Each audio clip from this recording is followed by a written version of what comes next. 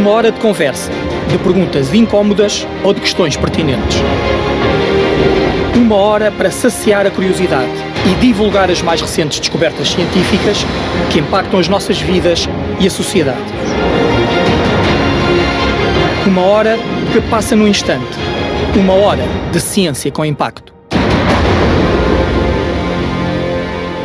Sejam bem-vindos, o meu nome é Paulo Caetano e este é o podcast de Ciência com Impacto. Nesta quarta temporada estamos no Algarve, no Centro de Ciência Viva de Faro, e a nossa convidada de hoje é Luísa Custódio. Luísa, obrigado por teres aceito o nosso convite e estares aqui connosco na Ciência com Impacto. Obrigada eu pelo convite. A Luísa terminou a licenciatura em Agronomia pela Universidade do Algarve em 1999 e em 2006 concluiu o seu doutoramento em Biologia.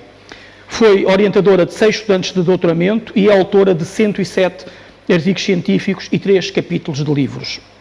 É coordenadora do grupo de investigação Extreme Bio e é investigadora principal do CCMAR.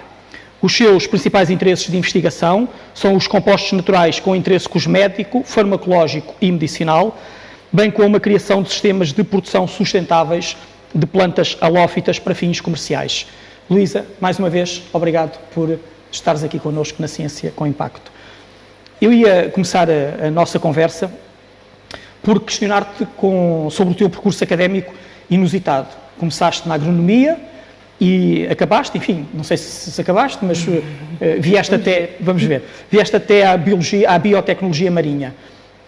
Como é que explicas esse percurso? O que é que aconteceu nesses anos? Bem, o meu percurso começou porque eu fiz um curso do 10º ao 12º ano, curso técnico-profissional de agricultura, porque sempre gostei de agricultura. E depois vim para a agronomia, para a Universidade do Algarve, e sempre pensei que o meu futuro seria na agricultura, mas durante o estágio fiz investigação. Estive envolvida em alguns projetos que já envolviam biotecnologia. A seguir esse estágio acabei a licenciatura, fiz o doutoramento e nunca mais parei. Realmente percebi-me que o que eu gostava de fazer era investigação. Mas essa formação, esse background da agricultura, é-te útil naquilo que fazes hoje em dia? Dá-te uma visão diferente? É muito útil. E porquê? Porque a minha investigação, no princípio, focou-se em biotecnologia e depois biotecnologia marinha, portanto, pesquisa de produtos naturais com diferentes fins. Nos últimos anos foquei nas plantas tolerantes ao sal e aí surgiu a agricultura, porque são muito interessantes, podem ser utilizadas para muitos fins, desde a alimentação até ingredientes. Vamos detalhar isso, sim. Mas têm que ser cultivadas, portanto não faz sentido ir buscar ao selvagem plantas para fazer seja o que for. E aí foi que me permitiu aplicar os meus conhecimentos e o meu background, a minha formação de agricultura para o cultivo destas plantas. Então, antes de mergulharmos nas plantas marinhas e naquilo que se tornou comum chamar-se a economia azul,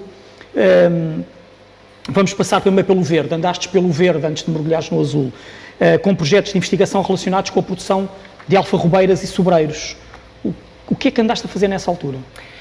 Na altura eram projetos que visavam a melhoria do cultivo e a propagação de alfarrobeiro e sobreiro.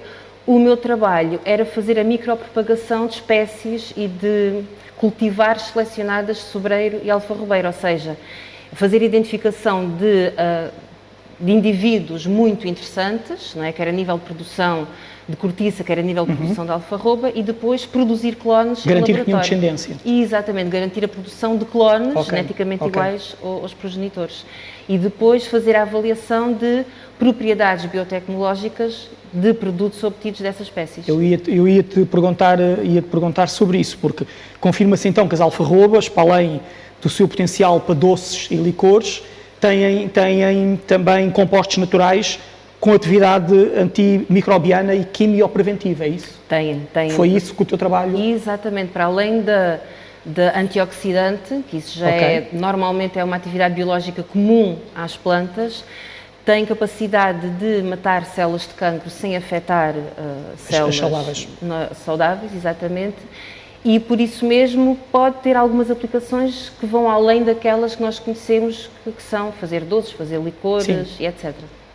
E essas aplicações de alguma forma vieram para o mercado, se foram aproveitadas ou continuamos na fase da investigação, do melhoramento, Elas, na altura, foram publicitadas, portanto, esta informação foi tornada público e serviu, de, se calhar, para chamar a atenção para a importância que essas espécies têm e alertar que, realmente, para além das utilizações que toda a gente conhece, poderão ter outras utilizações e, principalmente, os subprodutos que não são utilizados comercialmente. Portanto, pode ter servido para alertar há ali e para nichos de valorizar. mercado que não estão ainda a ser aproveitados. Não é?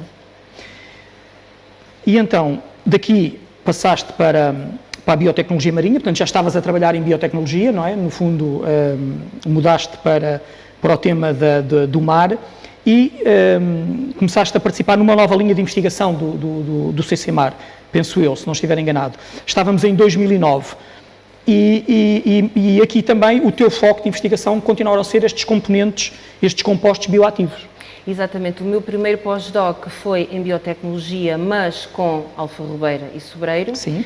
O meu segundo pós-doc, que iniciei em 2009, foi aplicar esses conhecimentos que já tinha dos produtos terrestres, mas para produtos marinhos. E aí fui integrada numa equipa de investigação que já existia no CCMAR, liderada por um docente da instituição, e começámos uma linha de investigação que era precisamente pegar em algas, macroalgas, microalgas, ervas marinhas e por aí fora, e ver até que ponto é que poderiam fornecer produtos naturais que fossem interessantes para as diferentes áreas, novamente, desde a alimentar até à veterinária, por exemplo. E o que é que saiu daí? Encontraste, recordas-te de resultados particularmente interessantes entre essas microalgas, macroalgas, ervas marinhas? Recordo-me particularmente, por exemplo, de uma espécie de macroalga que nós testámos na atividade citotóxica, portanto, atividade antitumoral in vitro, e que tinha uma grande capacidade para matar células tumorais, naquele caso era de cancro do fígado, sem alterar significativamente o crescimento das células normais. E outros, por exemplo, fizemos trabalhos muito interessantes com uma lesma do mar, que na altura até era uma invasora do Mar Menor, que tinha um grande potencial para a cosmética, para clarear a pele, e são só 2 exemplos. Portanto, e foi nessa altura que, de facto, eu um dia lembro-me de estar na praia a fazer recolha de algas com os meus colegas e de olhar à volta e me aperceber que havia ali plantas que viviam no mesmo ambiente que os outros organismos marinhos. E que, inclusivamente, algumas delas estavam dentro da água grande parte do tempo, portanto, conseguiam sobreviver àquela salinidade. E foi a partir daí, foi isso que me despertou e que me fez realmente focar nessas plantas. Sim, mas antes de irmos para essas duas potencialidades, possíveis aplicações que vocês identificaram, tiveram depois continuidade? Ou seja, a minha questão é, essas macroalgas com potenciais para as células tumorais ou essas lesmas do mar, saíram daqui produtos que... Infelizmente ainda não. Infelizmente ainda não. Com a alga nós chegámos a isolar o composto que era bioativo. Com a lesma do mar não, porque o nosso objetivo não era identificar compostos, mas sim utilizar como fonte de um extrato para incorporar num produto cosmética, mas infelizmente ficou por aí, porque a investigação ainda é um bocado complicado fazer o salto para a parte comercial. Sim. É uma área que de facto me interessa, porque eu acho que o conhecimento não pode ficar num paper. Tem a ver com a transferência de conhecimento. Exatamente, a transferência de conhecimento é que continua a ser um pouco complicado, portanto o conhecimento está lá, ainda não demos o salto. E aí o que é que falha? É a academia ou são as empresas? É a academia que é muito fechada em si própria ou as empresas que não olham suficientemente para a ciência que se faz em Portugal, enfim, em Portugal e no mundo? Eu acho que a academia está cada vez mais interessada em pôr cá fora o conhecimento, em transformá-lo em algo comercial e que acrescente valor e que seja benéfico não só para o investigador, como para o público em geral. Talvez o que falha aí é a capacidade, de facto, das empresas pegarem nisso e ir para a frente. Sim. Pelo menos aqui em Portugal. Eu não sei como é que é na Europa, mas aqui em Portugal continua a haver essa dificuldade. Falta esse espírito de inovação nas empresas. Falta, às vezes não é talvez o espírito, falta se calhar é a capacidade de investimento no desenvolvimento de produtos baseados em informação que vem da academia. Embora agora estejamos melhor do que há uns tempos. Claro. Já se nota um interesse e um esforço da parte da indústria para assimilar esse conhecimento. No entanto, ainda não é fácil. Sei que tiveste também a trabalhar num projeto que se chamava Sea Biomed, em que estudaste os organismos fotossintéticos, marinhos, nomeadamente os da costa algarvia, também, mais uma vez, em busca de potenciais aplicações biomédicas. Aqui já estamos a falar só de algas, não é? Já não estamos a excluir as ervas marinhas ou os invertebrados. Era algas puras e duras? Era alga. Foi o primeiro projeto que eu tive aprovado quando cheguei ao CCMAR e foi que me permitiu realmente continuar com esta linha de investigação, mas focava-se principalmente em microalgas, macroalgas e também ervas marinhas. Ainda não incluía as halófitas e etc. As halófitas surgem na tua investigação com a criação do grupo Extreme Bio, é isso? Surgiu também com o projeto Extreme Bio, a seguir ao Biomed veio o Extreme Bio, que se focava só em plantas halófitas, e a partir daí, 1 ou 2 anos depois, é que realmente tive o contrato de investigação como investigadora principal e formei o meu grupo de investigação. Então, vamos explicar, se calhar, a quem nos ouve, vamos simplificar e explicar a quem nos ouve o que é que são estas plantas halófitas. Parece um palavrão, mas não é. Parece um palavrão, mas não é, e toda a gente já as viu. Se eu lhes falar em salicórnia, conhece. Sim. Toda a gente conhece salicórnia. Mas é só uma espécie. Portanto, plantas halófitas são plantas que são altamente tolerantes ao sal. E podem encontrá-las dentro da ria, como a salicórnia, que está a alguma parte dentro da água, como nas praias. Portanto, na praia, todas as plantas que lá têm, ou quase todas, são plantas halófitas. E realmente é isso que as torna muito, muito interessantes. Imagina o que é que acontece nas plantas de sua casa se regar com água do mar. Não vai ter um bom fim. As plantas halófitas, algumas espécies podem ser produzidas em estufa, por exemplo, e serem irrigadas diretamente com a água do mar. O que, do ponto de vista de sustentabilidade, é uma vantagem brutal em relação às glicófitas, que são as ditas plantas normais. E, portanto, tu estavas há pouco a contar que o teu interesse pelas halófitas surgiu quando estavas a fazer recolha na praia. E depois o que é que aconteceu a seguir? Ou seja, como é que desse interesse intelectual, dessa curiosidade, dessa ideia inicial, como é que daí se cria uma linha de investigação? O que aconteceu a seguir foi que começámos a fazer recolha de diferentes espécies que estavam na praia, comecei a fazer extratos, a testar em laboratório para as atividades que nós fazemos por rotina, e os resultados começaram a aparecer e começámos realmente a ver que tinham atividades brutais, desde antioxidante, antidiabética, neuroprotetora e por aí fora. Isso tem a ver com as 5 grandes áreas com que o teu grupo de investigação, o grupo de investigação que lideras, está organizado. Exatamente. Queres-nos falar de cada uma delas? As nossas áreas centram-se nas aplicações das halófitas, embora também tenhamos algum trabalho feito com outros organismos. Eu nunca abandonei algas e invertebrados. Mas resumem-se a valorizar essas plantas para uso alimentar, como por exemplo a salicórnia, para utilizar como... Em saladas ou... Exatamente. Para extração de compostos naturais para usar na indústria cosmética, e aliás já há algumas marcas que usam extratos de halófitas em cremes. Para a indústria veterinária, porque muitas destas plantas têm uso tradicional a nível veterinário, principalmente para controlar parasitas de gado, e então focamos daí. Para a farmácia, para a extração de compostos bioativos, e para cultivo, porque de facto pode ser muito interessante ter resultados fantásticos com as plantas, terem grande potencial, mas não faz sentido nenhum e nem podemos, do ponto de vista ecológico... Continuar a sacar do meio selvagem. Exatamente. Então identificamos as plantas, mas depois temos que garantir que há biomassa e que somos capazes de as cultivar. E que desafios é que o cultivo das halófitas traz? Não há de ser como plantar, enfim, a couve, a beterraba. É assim, há de ter desafios muito específicos, não é? O desafio destas plantas é que temos que encontrar um equilíbrio entre a produção, portanto, obter biomassa suficiente para se tornar rentável. A quantidade, no fundo, não é? A quantidade, e ter, no caso das plantas para consumo humano, ter um sabor que as caracteriza, portanto, o sabor salgado, serem crocantes e etc. E se estivermos a pensar em plantas para explorar biotecnologicamente, como ingrediente cosmético, por exemplo, ter a quantidade certa de compostos bioativos. Não é? E estes compostos bioativos são produzidos pela planta para quê? Para se defender. Portanto, temos que lhe causar stress, é isso? Exatamente. Se estiver em stress, é que ela produz compostos bioativos. Mas se tiver em muito stress, ela não consegue crescer bem. Portanto, há ali um ponto de equilíbrio. Há um ponto de equilíbrio. Por exemplo, estas plantas podem ser irrigadas com água doce. Certo.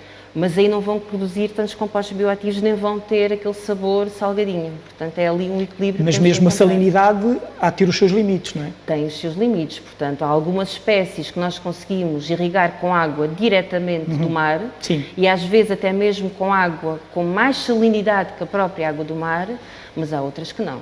Não. Por exemplo, plantas de areia não suportam tanta salinidade. O que é que são as plantas de areia? Dá-me assim um exemplo. Plantas de areia, por exemplo, o funcho do mar.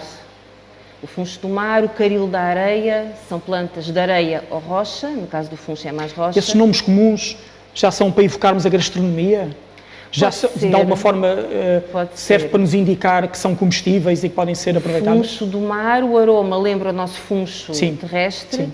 O caril da areia cheira muito a caril. Portanto, se for para a Ilha de Tavira, no verão, aquele cheirinho que está no ar, a caril, é o caril da areia, que é a espécie predominante ali, sim. E essas plantas são cultivadas em terra?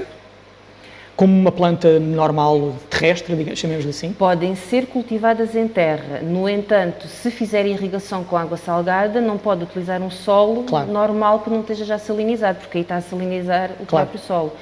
Uma das vantagens que estas plantas apresentam é que pode cultivá-las em solos que não estão aptos para a agricultura de culturas hortícolas normal. Solos salinidados por estar muito próximo da ria ou por estar muito próximo do mar, que já não conseguimos utilizar, aí podem ser utilizados para estas plantas.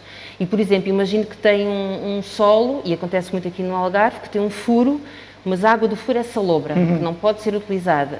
Estas plantas podem ser irrigadas com essa água. Mas não estamos aqui a falar da aquacultura. Podemos estar a falar da aquacultura.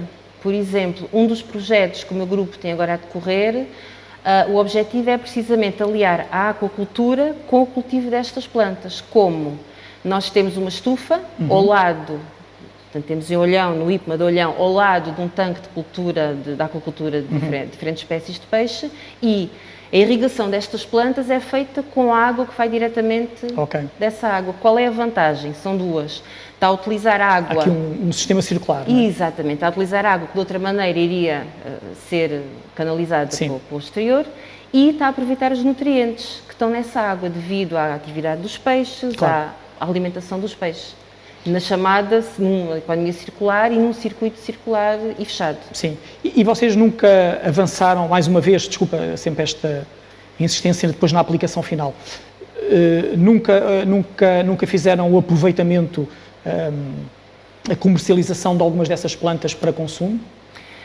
Algumas dessas plantas já são produzidas comercialmente, inclusivamente aqui no Algarve, e vendidas.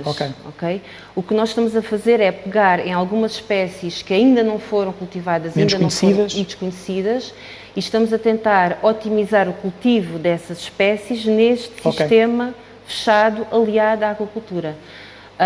O nosso objetivo final seria identificar espécies e sistemas de produção que fossem economicamente rentáveis e depois fazer então o salto para a produção comercial, mas o projeto tem 2 anos, está um pouco atrasado por causa desta questão toda da pandemia, fechou tudo, mas o objetivo é esse, é realmente chegar ao fim com instrumentos que nos permitam cultivar comercialmente essas espécies. E essa possibilidade têm parceiros nesse meio mais empresarial, nessa área de cultivo, que possam entrar nessa nova aventura com vocês? Este projeto, em específico, não tem parceiros comerciais. Aliás, o único parceiro comercial que temos é a Ubel, que nos instalou a estufa e quem está responsável por operá-la. Sim. Mas sei que há parceiros que produzem comercialmente estas espécies. Podem ter receptividade, e poderão ter receptividade em diversificar o portfólio deles. Não é? E aproveitar o nosso know-how para ir para o mercado. Sim. Uma das vossas áreas é também o Extreme Pharma. Já falámos aqui um bocadinho disso, em que procuram aplicações com fins farmacêuticos. Queres-nos explicar aqui um bocadinho melhor o que é que vocês estão a fazer nesta área em concreto? As aplicações farmacêuticas vai desde identificar extratos que tenham propriedades que os façam, que se tornem interessantes por usar, por exemplo, como food supplements, como suplementos alimentares, ou então que nos permitam identificar e isolar compostos com potencial de utilização, por exemplo, para tratamento de cancro ou outras patologias. Eu aqui só tenho que fazer uma ressalva, é que nós damos prioridade aos extratos naturais e não identificação de compostos, porque realmente o processo de identificar e isolar compostos bioativos pode demorar décadas. Claro. E nós, em ciência, os recursos são limitados, precisamos fazer currículo, não só eu como as minhas colegas trabalham comigo, e então não podemos empenhar a 100% só num resultado que vamos ter daí a Claro. 4, 5, 6, 10 anos. E, portanto, a saída é fazer essa primeira opção. Sim, é a primeira opção, mas quando temos um extrato que é extremamente bioativo, por exemplo, para a atividade tumoral, aí vamos tentar perceber qual é o composto, identificá-lo e perceber como é que funciona. Ok. Vocês nestes cultivos, voltando só um pouco atrás ao cultivo, como estavas a dizer, funcionam em estufa, em viveiro, mas também fazem fecundação in vitro destas plantas. Nós agora estamos no início de uma nova linha de investigação no grupo, que é micropropagar algumas destas espécies. Explica-nos lá o que é isso e como é que funciona. Micropropagar é o que eu fazia com a alfarrobeira e com o sobreiro, quando temos indivíduos que são muito interessantes e queremos obter... Fazem clonagem. Exatamente, é fazer clones. Nestas halófitas também fazemos a micropropagação porque há algumas espécies que são muito difíceis de reproduzir pelos métodos normais, ou por semente ou por estaca. Então, muitas vezes a micropropagação permite-nos, com um número muito reduzido de explantes iniciais, porque às vezes mesmo as populações são muito pequenas, têm poucos indivíduos, permite-nos obter dezenas, centenas de indivíduos geneticamente iguais aos iniciais num curto espaço de tempo. Portanto, mas aí tem mais a ver com a dificuldade de reprodução, não é? Ou seja, enquanto que nas oliveiras ou nas alfarrobeiras o que vocês identificavam eram exemplares particularmente bons, por algum motivo, ou, não é? Pela sua produtividade, ou tinha características que vocês queriam preservar, aqui não, aqui tem mais a ver, a necessidade de clonagem tem mais a ver com a dificuldade de reproduzir. Aqui nós temos as espécies com as duas características. Temos algumas que são muito difíceis de reproduzir, com percentagens de germinação baixíssimas, por exemplo, e temos outras onde temos populações que nós identificamos como sendo muito interessantes e então estamos a ver até que ponto é que através da micropropagação obtemos os clones que, quando cultivados no nosso sistema de cultivo salino, conseguem manter essas características. Não achas que pode existir o perigo? Eu sei que o que vocês estão a fazer é cultivo, não é? E estão muito vocacionados para o cultivo, mas não achas que o vosso tipo de trabalho pode suscitar um interesse mais geral sobre este tipo de plantas e aumentar a sua predação no meio natural, que possa haver colheitas, digamos assim, em habitats sensíveis da ria, por exemplo? Nós corremos esse risco, até porque a informação que nós obtemos em laboratório é depois comunicada à sociedade, não é? Também é esse o nosso objetivo. Claro. Com este tipo de plantas, no entanto, nós temos sempre o cuidado de informar o público em geral que elas têm uma particularidade, é que elas podem ser hiperacumuladoras de metais nocivos, principalmente metais pesados, ou seja, há sempre o risco de, quando se faz a colheita destas plantas do selvagem, se estiverem num local contaminado, que a própria planta esteja contaminada. Daí esse é outro dos motivos que nos leva a cultivar. Exatamente. Ou seja, na verdade é mais seguro consumir plantas que são cultivadas do que plantas que são sacadas à ria, não é? Sim, de facto.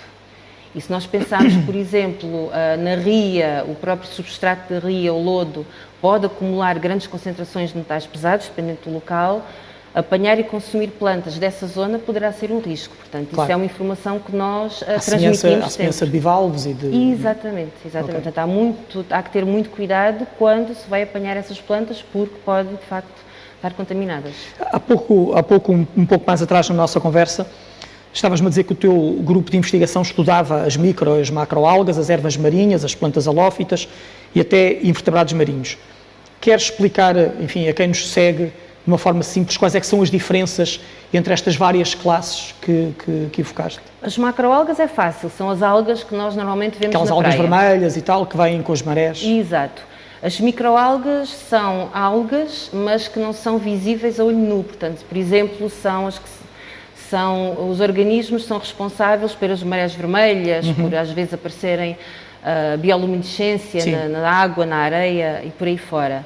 Os invertebrados marinhos, pepinos do mar, se calhar é assim, as espécies mais é um animal, familiares. portanto, a maior parte das pessoas acha que também é um vegetal. Não, é um animal e é muito interessante e mesmo como alimento. Portanto, no Japão, na China, é muito apreciado, não só a nível gastronómico, como usado na medicina tradicional. Portanto, tem muitas propriedades muito interessantes. Não faz parte da nossa gastronomia, não é muito usado na nossa gastronomia? Não é muito utilizado, não. Por uma questão, talvez, de cultura, de tradição, não é muito usado. Eu sei que há alguns restaurantes chineses que já fazem, já vendem, mas o consumidor ainda não está muito habituado a esse tipo de alimento. E depois, enfim, as plantas halófitas já explicaste, e as ervas marinhas? Qual é a diferença entre as ervas marinhas e as algas, chamemos-lhe assim? A erva marinha é uma planta. A diferença é que está dentro da água e completa sempre o seu ciclo normalmente dentro da água. Quando está a maré cheia, podendo ficar exposta quando está vazia. As algas não são plantas. São algas? São algas, exatamente. Okay. Exatamente. Estávamos há pouco, abordaste também o tema enfim, de uma forma muito sintética, da economia circular, dando esse exemplo de Olhão. É possível aqui há pouco falaste do tema da água, da circulação da água. A minha questão é possível, nessa perspectiva de economia circular, criar circuitos em que se aproveitam subprodutos ou das plantas halófitas ou das aquaculturas que estejam ligadas? Alguma forma de fazer um aproveitamento maior dos subprodutos? Eu acho que há. Por exemplo, no nosso projeto com as plantas halófitas, nós separamos a biomassa em dois grupos.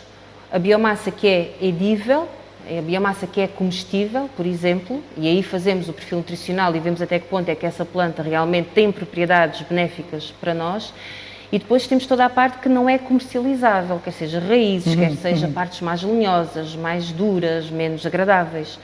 E aí vamos ver se, mesmo assim, conseguimos extrair produtos que possam ter utilização como ingrediente cosmético ou para outra... Ou potencial qualquer. Sei lá, de alimentação para peixes e aquacultura. Exatamente. O nosso objetivo ali é valorizar a planta como um todo, não é? Adaptando consoante as suas atividades. Sim. Mas o objetivo é sempre fechar o círculo e utilizar tudo. O que é que vocês têm entre mãos neste momento? O que é que estão a estudar? Se não estivesses aqui no Ciência com Impacto, o que é que estavas a fazer em laboratório? Olha, hoje, não sei se estavas a fazer hoje de manhã já estive com as minhas colegas na estufa e estive precisamente a fazer cortes em algumas espécies para ver o perfil nutricional. Portanto, elas neste momento estamos a fazer ensaios de salinidade, temos as plantas em 4 salinidades diferentes, desde o 0, que é a água do furo, que é salobra, até ao 100%, que é a água que vem do tanque da aquacultura, portanto uma água extremamente salina. Estamos a ver numa primeira análise se elas morrem ou não, não é? Qual é a salinidade onde elas conseguem sobreviver mais. Sim. E, por outro lado, estamos a ver, de facto, se essa biomassa apresenta características interessantes e se o próprio perfil nutricional é alterado com as diferentes salinidades que as plantas estão a sofrer. Desculpa. De manhã estive a fazer isso. À tarde, se não estivesse aqui, estaria no laboratório a fazer a umidade dessas plantas, a congelá-las para depois secar para fazer extratos e por aí fora.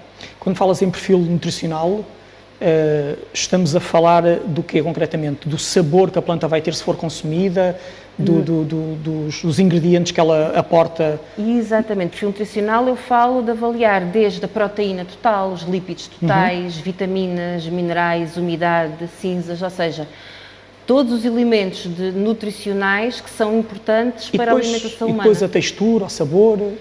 Isso iremos fazer depois, mas com um painel de avaliadores já mais direcionados para a avaliação organolética do ponto de vista do consumidor. Luísa, outro tema que se calhar deixámos passar quando falámos das várias utilizações das halófitas tem a ver com os solos. Explica lá como é que elas podem ser úteis ao melhoramento dos solos.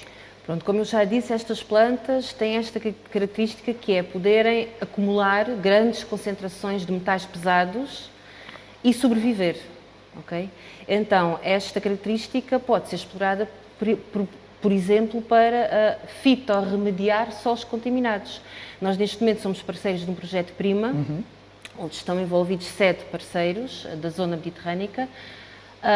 A nossa parte é fazer a avaliação biotecnológica das plantas produzidas, mas a parte de vários parceiros, estou-me a lembrar de Itália e Tunísia, é cultivar num solo que tem grande concentração de sal algumas espécies selecionadas de halófitas, juntamente com espécies com grande valor comercial, neste caso o tomate, e ver até que ponto é que, utilizando essas plantas, permite melhorar a qualidade do solo.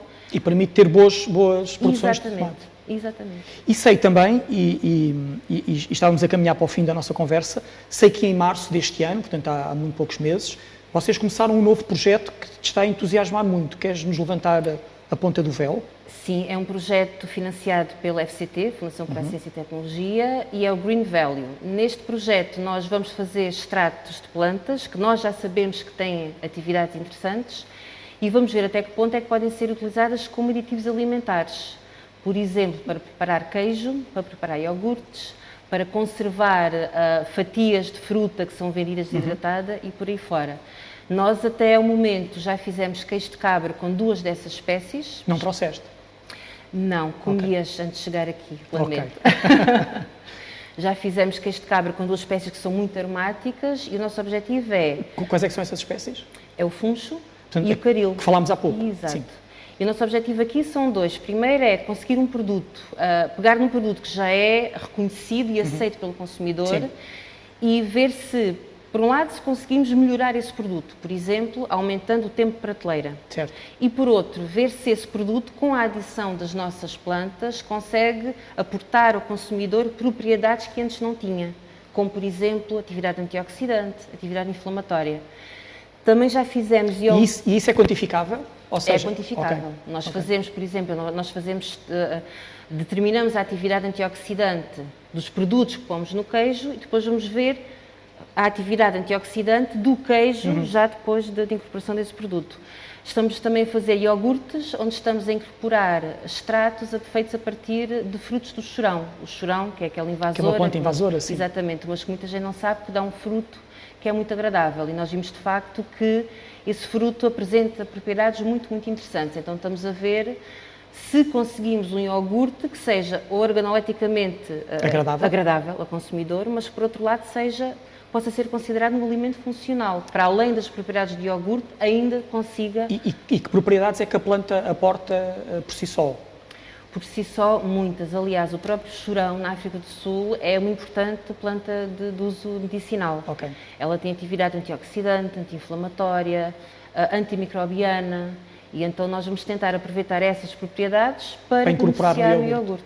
Exato. Luísa, muito obrigado por estares aqui, por teres levantado este véu e teres nos falado desse vosso trabalho tão interessante. Muito obrigado pela partilha. Ciência com Impacto despede-se. Voltamos daqui a uma semana com um novo convidado e um outro tema. Muito obrigado. Ciência com Impacto é um projeto que conta com o apoio da Bondalti, a maior indústria química portuguesa.